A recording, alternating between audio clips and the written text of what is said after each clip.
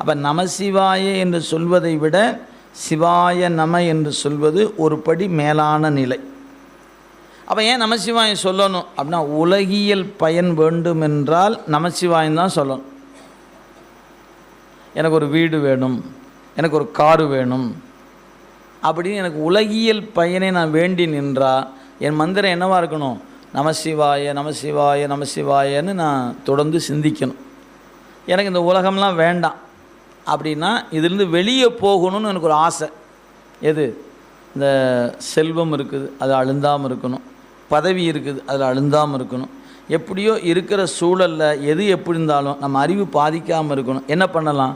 சிவாய நம சிவாய நம சிந்திச்சிங்கன்னா அது அழுந்தாமல் காப்பாற்றும்.